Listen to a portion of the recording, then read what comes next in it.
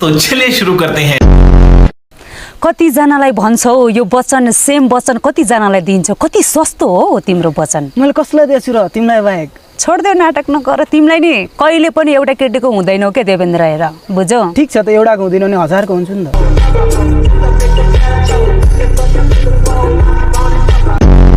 Rap नि छ नि पहिले भन्दा धेरै राम्रो भएछ। यसरी यसलाई लय तालमा हान्यो भने नि लोकदरीमा तिमी सेलेक्टेड ल, नि लोकदरीमा तिमी सेलेक्टेड ल। त्यो डेटमा के नपुग्या जस्तो लागिरहेको थियो। त्यही भएर मैले सिलुजीलाई चाहिँ एउटा ऱ्याप हानिदिनु न भने उहाँले ऱ्याप चाहिँ यस्तो राम्रो हान्नुभयो कि मेरो मनै आनन्दित भयो। यसरी नै उहाँले ऱ्याप हान्दै जानुभयो भने म एक दिन गीतै सुन्न छोडिदिन्छु। अनि के हो त हजुरको नाम? मेरो नाम देवेन्द्र राज पाण्डे। अनि तिम्रो नि? मान्छे हेर्दा चाहिँ राक्षस जस्तो, फेरि नाम चाहिँ फेरि देवेन्द्र राज पाण्डे। देवेन्द्रमा राक्षस मात्र होइन के, राज पनि हो। राज कहाँ राज गर्नुभयो त? केटीहरूको दिलमा। मेरो खराब बानी छ, मेरो खराब। तपाईँ जस्तो केटा त म त घरमा नोकर राख्छु। ठिक छ, राख्नु परिहाल्यो नोकर। म बन्न तयार छु तिम्रो नोकर। भन न के माली बन्ने हो त? बन्छु, तिम्रो माली बन्न आएको हो। भोलिदेखि जागिर पक्का नि फेरि। ओके, मलाई पैसा चाहिँदैन, म फेरि सर्भिस दिने बुझ्यौ नि? के घाँस काट्ने सर्भिस दिने? हुन्छ, घाँस काटिदिनु होला तिम्रो। कताको काट्ने भन, म काटिदिन्छु। प्यारी समझ गई। त्यो चाहिँ आफ्नो बोयफ्रेन्डलाई छोडेर नेपाल आएको रे। किन नआउने? उसको लागि शाहरुख खान नेपालमा छ। ऊ चाहिँ हङकङमा कादर खानसँग डेट गरेर बसेर हुन्छ? मलाई चाहिँ यो बल्जी जम्प, प्याराग्लाइडिङदेखि जीवनमा कहिले डर लागेन। म त्यो दिन पनि डराएको थिइनँ के। कटुमा मुत अलिअलि आउँछ कि जस्तो चाहिँ भएको थियो, तर म डराएको थिइनँ के। किन डराइन भन्ने नै मलाई थाहा छैन। होइन होला के हो? A few moments later.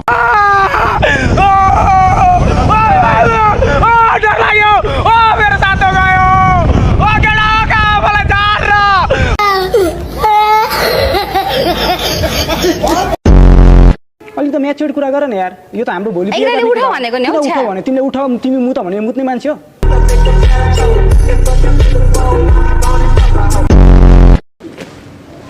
तिम्रो जन्म त्यतिकै भएको होइन के। तिमी यो लगभग 32 वर्षसम्म सिङ्गल त्यतिकै भएकै होइन। Excuse me. ओ नो, के भयो?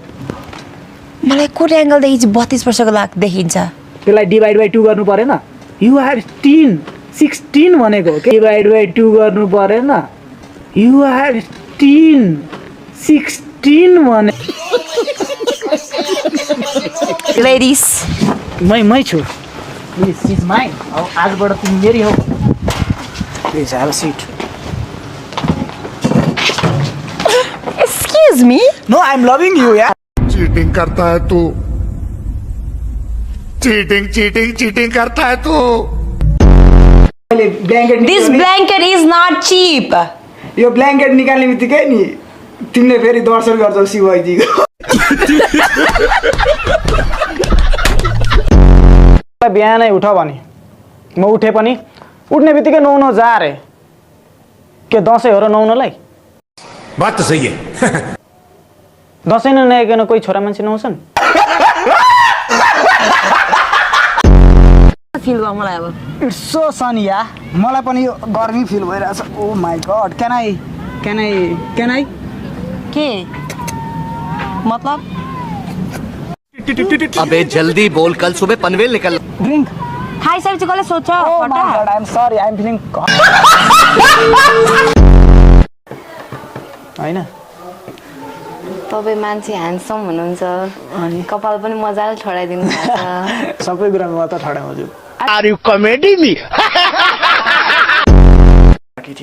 इम्प्रेस पनि किन नहुन् त? म जन्मेकै केटीहरूलाई इम्प्रेस गर्नको लागि हो, डिप्रेस गर्नको लागि होइन। देखा आपने लापरवाही का नतीजा है। यसलाई स्कुलको ड्रेस भन्छ होइन? सेम एउटा टाई हाल्दियो भने सेम स्कुलको ड्रेस ल। हो, त्यसो हालिदेऊ न त। लगाइदिउँ। स्कुलको ड्रेस हाल्दा पनि केही फरक पर्दैन। किन स्कुल छोड्न? तिमी जस्तै हजुरआमा त देखाएको छैन नि। गजब बेइज्जती है। हजुरआमा होइन आमाको आमा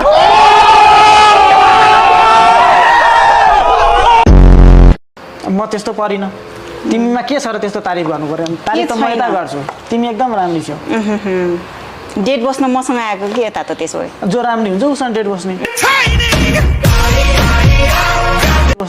हजुरआमासँग कसले डेट बस्छ बहुत तेज हो रहा है बहुत तेज छ के हो फ्रेस अनि म बिहान भर्खर नुहारै आएको नुहाएर आएको तर पनि दुर्गन्ध आइरहेको छ त हो र त्यही भएर यस्तो लुगा नलाऊ भने लुगा चाहिँ फोहोरको लाएर आउँछु अनि दुर्गन्ध तिमीलाई नगनाए कसलाई गनाउँछ बंद करो हाथ जोड़ के मैं मोदी लाग्छ तँलाई म केटा नपाएर यहाँ आएको तँभन्दा ह्यान्डसम हरेक ठाउँमा जाउँ मेरो पछि लाइनमा छन् त्यही भएर म भन्छु कहिले काहीँ केटीको टोइलेट पनि जाने गर खालि केटाको टोइलेट गएपछि केटाहरू लाइनमा बसेर को लाइन बस्छ त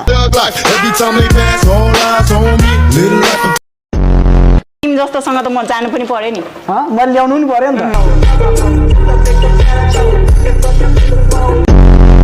तेरो अनुहार कहिले चोरको अनुहार देखाएछस् चोरको भन्दा नि भद्दा अनुहार छ तेरो चोरको अनुहार मैले किन देखाएको छैन अगाडि नै चोरै उभिया गजब बेइज्जती है लुगा खोलेर सिक्स प्याक देखाइदिनु पर्यो रे मैले मेरै सिक्स प्याक आफैले देखाएको छैन उसलाई कसरी देखाउँ कुकुरा फोर कुकुरा किन गइरहेछ भन न तिम्रो अनुहार भन्दा राम्रो त फोरै छ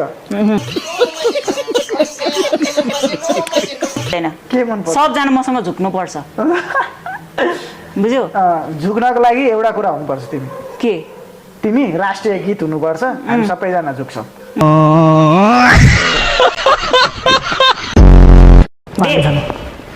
देव अहिले बिरामी भएको छ पानी खान्छ पहिले होइन होला के हो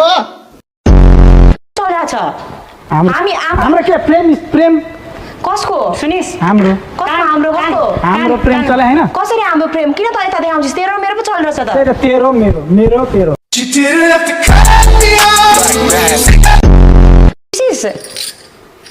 विशेष के म त्यस्तो हाल्दैन मैं छक्का बनना चाहता हूँ शादियों में ताली पीट गजब बेइज्जती है ऊ कि म जोक नगर हेर देव अनि जो कैन म सिरियस गरेछु यहाँ जिन्दगीको सवाल छ क्या देव ऊ कि म डिप्रेशन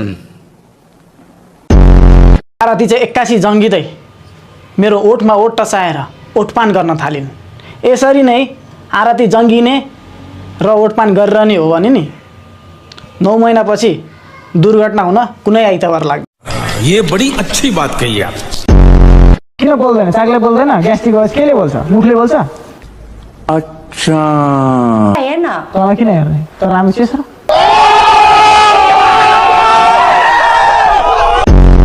चलाएर बिहे के चर्ती कला हो मेरो अगाडि चर्ती कला कसले गर्यो चित्रकला हो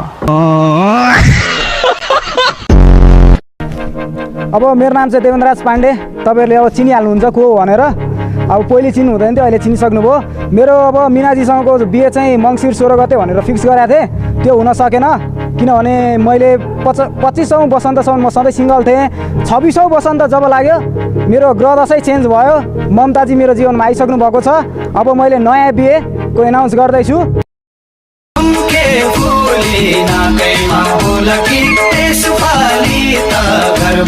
घर